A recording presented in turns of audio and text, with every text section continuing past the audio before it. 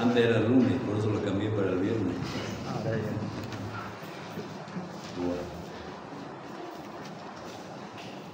Bueno, vamos a ver el tema, este tema es corto, y sobre el aparato lagrimal, que ya lo han visto unas 2 veces, lo han nombrado.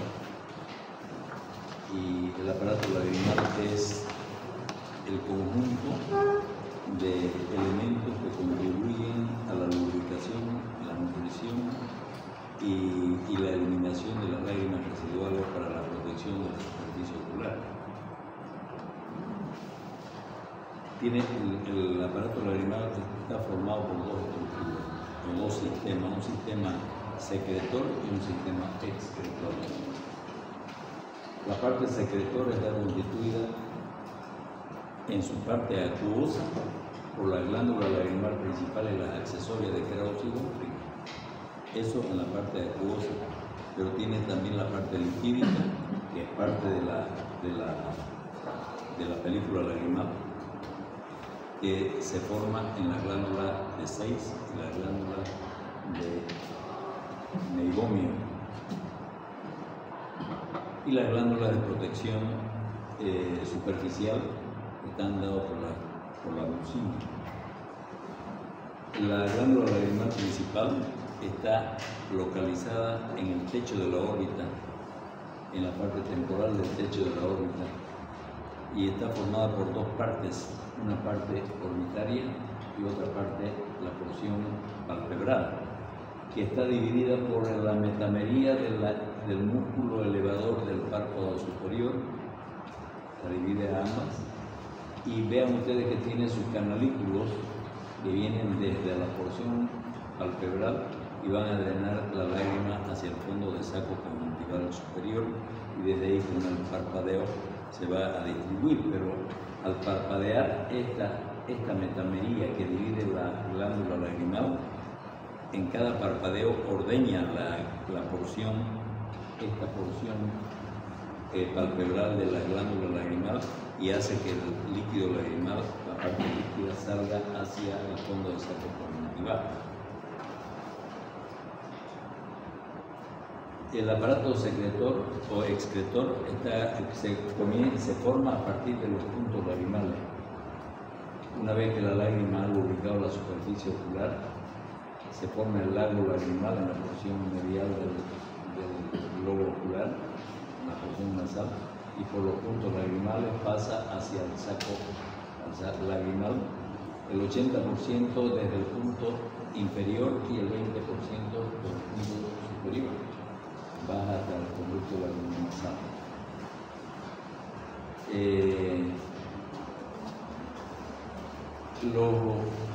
El conducto lagrimonasal se forma a partir de 2 mamelones, uno superior que viene desde la saco lagrimal y el inferior que va y sube desde la mucosa nasal. Y te van a encontrar en el centro que esta porción que tiene una película divisoria entre ambos mamelones se rompe los días del nacimiento o después del nacimiento. Se atribuye a que el esfuerzo del parto al nacer el bebé hace que se rompa más fácil esta tabique que se forma entre los 2 mamelones, y comienza a funcionar el sistema lagrimal de drenaje. Por eso es que los procesos inflamatorios, la criocistitis del recién nacido, son más frecuentes en los bebés que nacen por cesárea que en los que nacen por parto normal. Cuando vean a un niño que llega con una criocistitis, ustedes preguntan, ¿nació o lo operaron? Lo operaron, la mayoría. Entonces,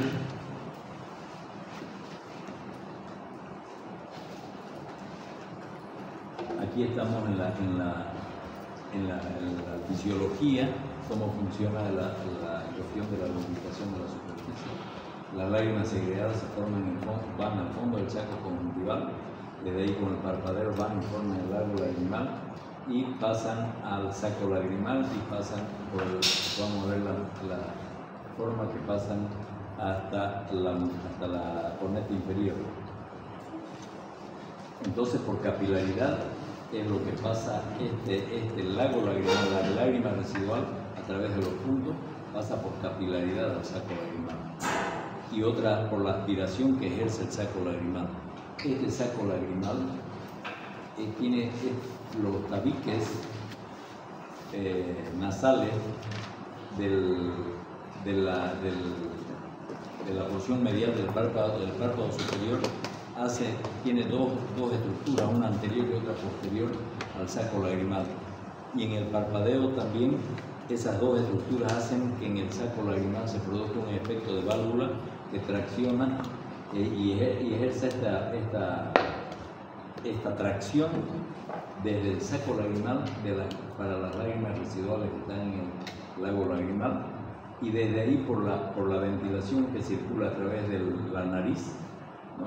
por el efecto de corriente de aire, baja, se seca la parte inferior del cornete y va traccionando lágrimas como efecto de mechero, que baja hacia la parte inferior, y lo mismo el efecto de la gravedad, porque generalmente el humano está en posición vertical, excepto cuando está durmiendo, y por eso algunos lloran en dormir, por eso y por otras cosas más, ¿no?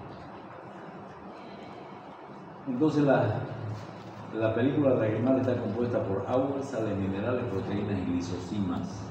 Esta es la estructura de la película lagrimal, tiene 3 capas. Cada día se forman alrededor de 20 gotas de lágrimas en las 24 horas en cada ojo. Esta es la película lagrimal, que debería considerarse como una capa más de la córnea. Esta es la película superficial o lipídica, que se produce en las glándulas de meibomio y de Sayce. Tiene la función de hacer una malla protectora para que la porción acuosa no se evapore y mantenga la humedad ocular en la superficie.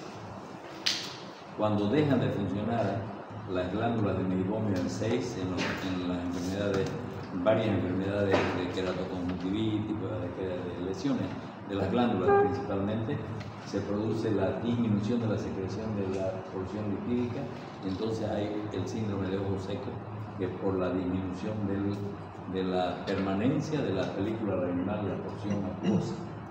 La porción acuosa se forma, ya saben, en la glándula lagrimal principal y en la accesoria, el carotil vórtice. Y la porción interna, ¿no?, o mucímica, está constituida, se forma en la célula calciforme y la glándula de Henneman, y son principalmente protectoras antibacterianas.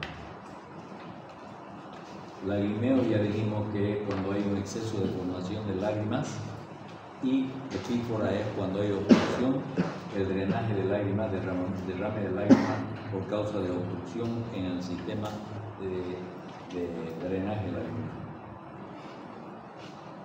Para explorar la integridad de las vías lagrimales, si funcionan o si no funcionan, lo más simple es instilar un colorante. Usamos fluoresceína, viene con un poquito de fluoresceína, y se pone en la conjuntiva tarsal inferior, se toca con un papel de fluoresceína, y después de 5 minutos se pone un cotonete adentro de la nariz, y si tiñe quiere decir que está permeable, y si no tiñe no está permeable. Se hace en los dos lados, independiente el uno del otro, y se puede verificar si hay o no hay permeabilidad de las vías lagrimales. Eso es lo más simple.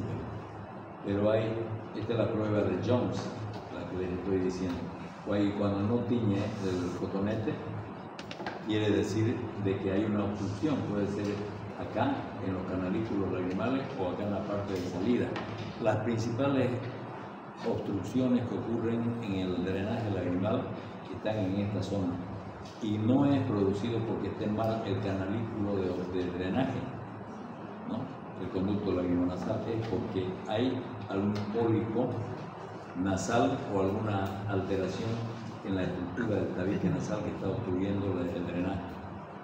Entonces hay que verificar, y para verificar dónde está se hace esta prueba de Jones, prueba secundaria, donde se ingresa con una cánula hasta el saco lagrimal, se instila la fluoresceína líquida en el fondo del saco, y después de un minuto se pone el cotonete abajo y si es que pasa, quiere decir que hay permeabilidad en la parte inferior. Pero si pese a instilar la fluoresceína en el saco, no tiñe el cotonete, hay obstrucción en la parte de los canalículos, en la parte inferior, perdón. Otra manera es de dilatar el punto lagrimal con un dilatador del punto en vertical y en horizontal, porque esa es la forma del canalículo, y posteriormente se ingresa con una cánula o con una sonda con punta roma a través del punto lagrimal inferior o superior. Principalmente usamos el inferior, y se lava el saco lagrimal o se ingresa hasta el cornete inferior.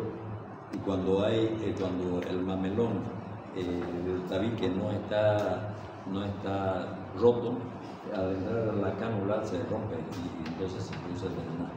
Es una manera de reactivar la salida del drenaje de la lágrima. Estos son las lacriocistosrinografía, se instila en el fondo del saco, también en el fondo del saco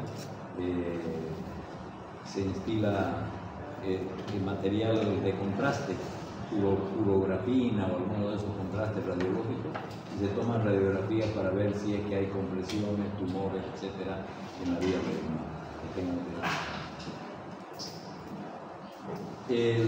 Una de las causas de las alteraciones congénitas es la agenesia, ¿no? La aplasia congénita de la glándula lagrimal principal es una de las alteraciones más significativas que ocurren en el sistema lagrimal, sobre todo en el secretor, y se asocia generalmente a anoftalmos o a criptoftalmos. Generalmente hay alteraciones orbitarias, hemos visto en estas, cuando hay ausencia de la glándula lagrimal, hay criptoftalmos y en la órbita tampoco desarrolla, por eso es que hay anormalidades orbitarias también. En la gente adulta a veces levantamos el párpado porque el paciente se queja de una tumoración y es la glándula lagrimal, la porción palpebral de la glándula lagrimal principal que ha hecho una ptosis, una caída por desinserción. Estos casos se tratan reposicionando la glándula, la porción palpebral de la glándula con puntos en la parte superior de la órbita temporal. Entre los procesos inflamatorios del sistema lagrimal, del aparato secretor, tenemos la dacrioadenitis, que puede ser aguda, la inflamación de la glándula lagrimal, que puede ser aguda o puede ser crónica. Este es el proceso inflamatorio agudo que afecta a la órbita y muchas veces esto da celulitis orbitaria también. Esta es la dacrioadenitis crónica, que generalmente es secundaria a otras patologías sistémicas, como en este caso, ¿no?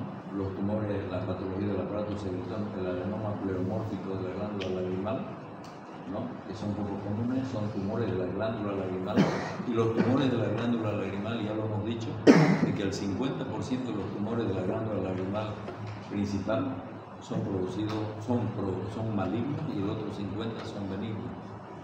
Y además hay que descartar, estos desplazan el globo ocular hacia abajo y adentro generalmente, y hay que descartar que si es tumor o es pseudotumor de la glándula lagrimal. Ya hemos hablado de eso, creo, pero para diferenciar un tumor de un pseudotumor es en base a la historia clínica. ¿Cuándo empezó a formarse esta alteración? El paciente, si dice hace 2 semanas no lo tenía y ahora lo tengo, no vamos a pensar en un tumor, ¿no es cierto? Y generalmente los tumores son de curso largo. Los pseudotumores son procesos inflamatorios agudos. Entonces eso nos va a hacer pensar en un pseudotumor inflamatorio. Pero para confirmarlo vamos a darle corticoides, prednisona, 1 miligramo por kilo de peso durante 7 días.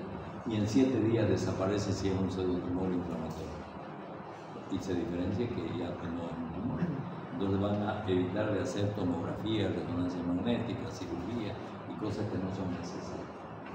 Entonces la manifestación clínica, una de las más importantes, es la diplopía. El paciente, a la medida que va presionando la glándula sobre el globo ocular, va disminuyendo la motilidad ocular de ese ojo y produce visión doble, diplopía, por la falta de la correspondencia retiniana Ya saben ustedes que para la visión tridimensional se necesita tener correspondencia retiniana, y eso significa que ambas retinas deben adaptarse una sobre la otra en el objeto que uno ve.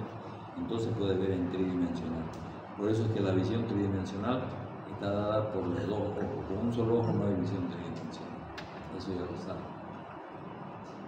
Entonces tenemos el síndrome de Mikulicz, que es generalmente causado por otras patologías y que causa dacrioadenitis crónica, y esto por una hipertrofia del estroma de la glándula y una atrofia del parénquima secretor de glándula. Entonces disminuye la formación de lágrimas, y este proceso también produce sequedad en la de las glándulas salivales. Todas las glándulas de secreción externa están afectadas con el síndrome de Mikulicz. Y principalmente esto es como secundario a la sarcoidosis, linfomas, leucemia, etcétera, que produce el síndrome de Mikulicz, sequedad ocular, sequedad bucal principalmente.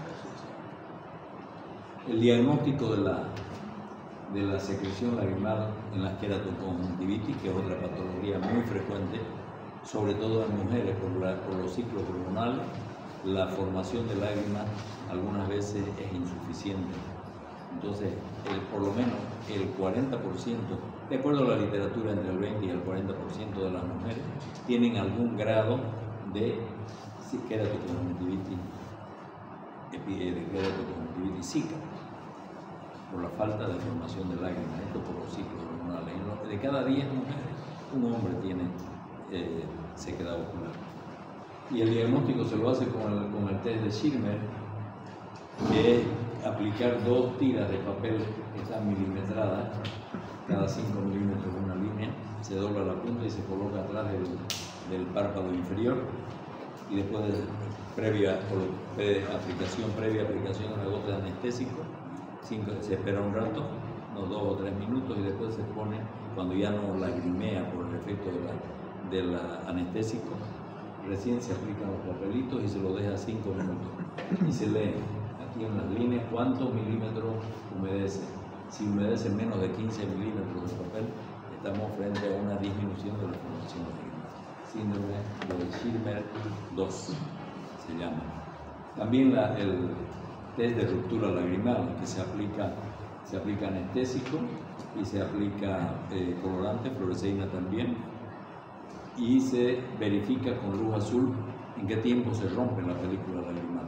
Generalmente debe romperse la película lagrimal mínimo 10 segundos después de no parpadear, 10 o 15.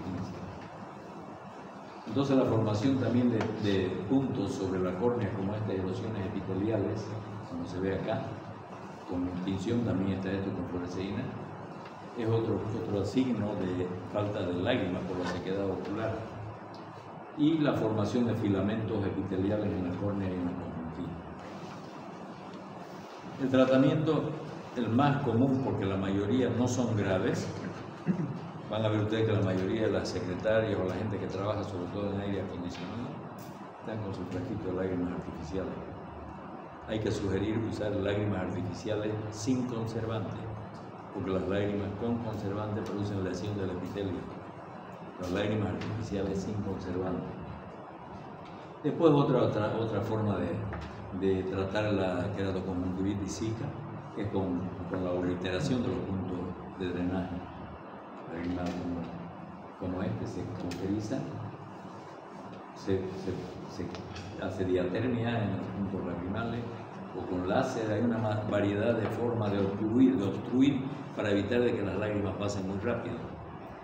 Incluso se hace un punto a veces ahí. Y también, esto decía acrilato, conocen la gotita, ¿no? Pues no lo vayan a hacer si no saben.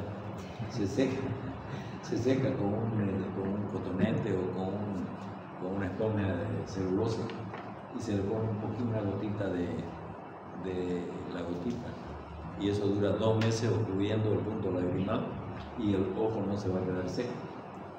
También hay tapones que vienen hechos para eso. Vienen tapones lagrimales, de puntos lagrimales, calibrados además, para que uno drene lo que uno quiere que drene, y incluso para ocluirlo completamente. vienen con su aplicador y se lo ponen en el punto lagrimal, y eso queda hasta cuando uno quiere sacarlo. Si es que el paciente está en tratamiento con una queratoconjuntivitis zika y uno ve que ya está mejor, ya está funcionando el sistema de drenaje, de lubricación, entonces se lo puede retirar. Entre las patologías del aparato excretor hay alteraciones del punto lagrimal, puede haber ausencia del punto lagrimal, o anomalías de la posición. Si el punto lagrimal está en la parte interna del párpado o en la parte externa expuesto, no va a cumplir con su función de drenar las lágrimas. O a veces hay puntos supernumerarios también. En los canalículos puede haber obstrucciones de los canalículos. En los conductos lagrimonasales, obstrucción dando daquiriocistitis, sobre todo en el recién nacido. Hay daquiriocistitis también en el adulto. Aquí vean ustedes una fístula del punto lagrimal acá. En este caso, cuando hay dos puntos, aquí hay el punto lagrimal y aquí hay un supernumerario, una fístula. Hay que hacer un ojal y hacer sutura, anular esta salida, para que no llore por los dos lados. Las daquiriocistitis del recién nacido, que les decía, a veces se forma por la acumulación de drenaje incluso del líquido amniótico de la madre, pasan al saco o conducto lacrimonasal y producen obstrucciones, o a veces por la falta de ruptura de la película de división entre los mamelones superior e inferior, y el bebé nace con esto. Y si el médico no sabe, dice, ha nacido con un tumor, es una obstrucción del saco lagrimal o del conducto lacrimonasal. Daquiriocistitis del recién nacido, que la mamá va donde el médico y le dice el médico, póngale gotita, una gota 4 veces al día, y no sirve para nada. Hay que darle masajes, ¿sí?, a la madre, lavarse las manos, hacer masajes sobre el saco lagrimal hasta vaciar el contenido del saco lagrimal por el punto hacia afuera, incluso hacia la nariz, por el movimiento rotatorio del dedo de la mamá. Y es mejor si se pone un papel Kleenex y va haciendo el masaje, para que el Kleenex, cuando miren el Kleenex mojado, hay que continuar haciendo hasta que ya no moja, quiere decir que ya el saco está vacío. Y cuando se hace el tratamiento, que hay que dar antibióticos, si se puede por vía oral se da mejor, y si no, tópico, después del masaje, la gota del colirio antibiótico de amplio espectro, pero no cloranfenicol ni tetraciclina, ya saben. Entonces, hacer el masaje por lo menos cada 3 horas, la mamá, rotativo sobre el saco lagrimal en el borde de la órbita inferior, y después, cuando ya no sale el líquido, cuando ya no echa pus, entonces se pone la gota de antibiótico, porque así va a entrar hasta el saco lagrimal, y si hay bacterias la va a eliminar, ¿no es cierto? Y con el mismo masaje se facilita el drenaje hacia la nariz. Ese es el tratamiento más simple, pero hay dilatadores de puntos lagrimales, dilatadores como este, dilatadores del punto mismo acá en el párpado inferior, o dilatadores que se ingresa con una cánula, que con este manguito se produce presión para que abra la vía lagrimal. Esto es una sonda lagrimal que se ingresa hasta el cornete inferior por el punto lagrimal, y se lava. Una vez que se ha ingresado con una cánula, se lava el saco lagrimal, y hay que hacer masaje a la mamá todos los días, indicarle que haga los masajes, eso es importante, y poner el antibiótico después del masaje. El tratamiento es ese para la daquiriocistitis del recién nacido. Las crónicas son recurrentes en realidad, es la formación de dacriolitos, piedritas que se forman o bolitas que se forman en el interior del saco lagrimal y obstruyen la salida. En los adultos es frecuente. Y con masajes y antibióticos por vía oral, si es necesario, es suficiente, ¿no? El paciente está lagrimoso y presenta esta bolita, muchas veces más grande. El mismo paciente a la larga aprende a hacerse masaje y bajarlo, pero en caso de que no responda con el tratamiento de antibióticos vía oral, masaje, etc., hay que operar hacer una daquiliocitorrinostomía es hacer una comunicación entre el saco lagrimal, ¿no?, hasta el conducto lagrimonasal, hasta el cornete inferior, y se deja una sonda de silicona hasta el cornete inferior y se la sostiene con un punto, se la deja por 2 meses y formamos una nueva vía. En vez de esta, formamos otra vía acá, nasolacrimal, para el drenaje de la lágrima. Porque si lo dejamos obstruido va a llorar siempre, ¿no? Entonces aquí está, así se deja en esta condición y se corta en esta parte y se la retira para cuando completa los demás. Esta es una daquiliocistitis reagudizada, porque este es un viejo. Entonces, una daquiliocistitis reagudizada, vean ustedes un absceso, prácticamente esto. Hay tumefacción, enrojecimiento, dolor, epífora, por supuesto. Entonces aquí lo que hay que hacer es dilatar el punto lagrimal, entrar si es posible hasta el saco mismo y hacer, mientras está con la cánula en el saco, se hace drenaje para que vaya saliendo todo por el punto lagrimal en lo posible o hacia la nariz. Hay que drenarlo de alguna forma. Cuando no se puede drenar por el punto, que es lo ideal, se hace una punción en el saco, se aspira con una jeringa y se manda al laboratorio para que mientras hagan el examen se le da antibióticos por vía oral, antiinflamatorios, etcétera, para tratar la daquiliocistitis, la infección del saco, y posteriormente tomar la conducta que corresponde. Entonces, antibióticos por vía oral, antiinflamatorios, y una vez que se ha controlado la infección ya se puede hacer la daquiliocitorrinostomía si fuese necesario. Entonces, la daquiliocistitis reagudizada, porque estos pacientes son crónicos, tienen problemas crónicos de la vía lagrimal, entonces a veces se obstruye, ellos mismos lo obstruyen y otra vez y así hasta que llegan generalmente a la daquiliocitorrinostomía. En este caso, lo que hay que hacer es drenar esto, porque ya no se va a poder restablecer el saco lagrimal, drenar, limpiar. Una vez que ha terminado de cicatrizar esto con tratamiento antibiótico, etc., una vez que ha concluido el proceso de control del proceso inflamatorio, se opera, se hace una daquiliocitorrinostomía y se deja una mecha en la nariz para que los traumatismos del párpado son importantes porque a veces afectan las vías lagrimales, principalmente el canalículo inferior. Cuando está afectado o roto el canalículo inferior, en los traumas oculares lo más frecuente es esta zona. El superior está protegido por la órbita, la parte superior de la órbita. El inferior es el que más se secciona por el trauma. Entonces lo que hay que hacer es reparar inmediatamente, se pueda, la integridad del canalículo lagrimal inferior, y se coloca un tubo de silicona y se repara el párpado. Porque si se deja, ustedes ya saben que el 80% de la lágrima sale por acá, por este punto. Si lo dejamos así, va a llorar siempre. Y si lo dejamos para hacerlo despuesito, se ocluye esto con la cicatriz y es difícil de encontrar para hacer la reparación, hay que hacerla rápido. Esto, hay ausencia aquí por el trauma, entonces hay que hacer una reformación quirúrgica del drenaje. Acá tenemos el párpado desfacelado, el punto lagrimal hasta aquí. Hay que colocar silicona, aquí está el tubo de silicona, ingresar y salir acá.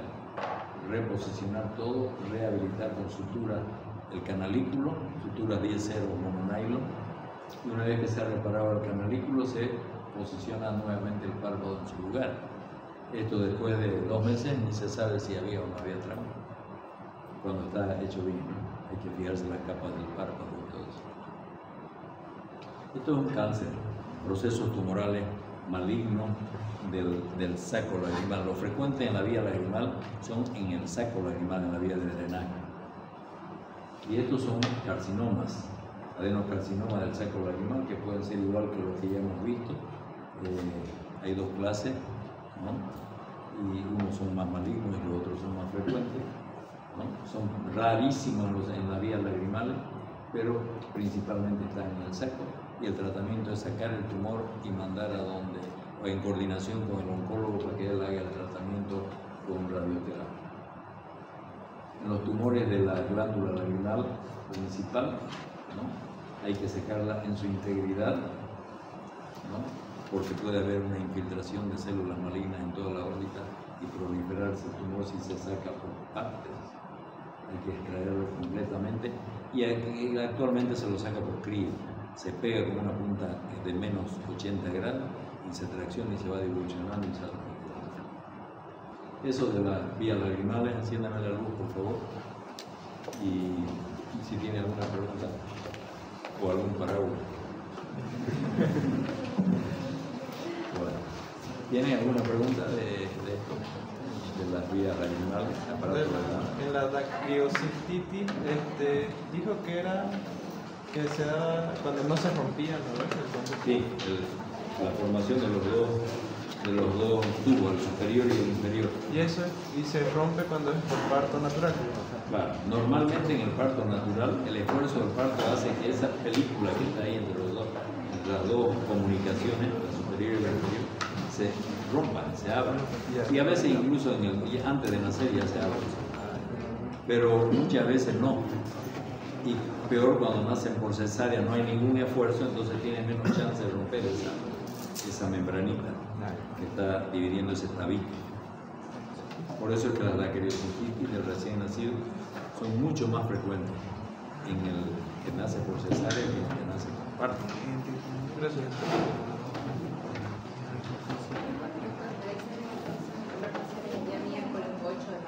Sí, el miércoles 8 el examen, ¿no? Todavía, y al próximo, ¿no?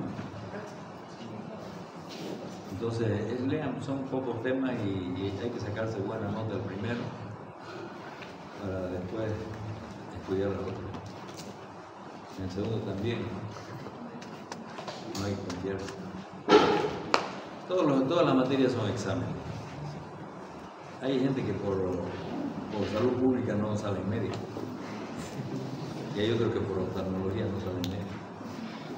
Yo tengo un amigo que salió conmigo de la universidad, bueno, y ha dado hace unos 5 años, ha dado su examen de oftalmología, y no sé qué otra materia de estas chicas que él debía.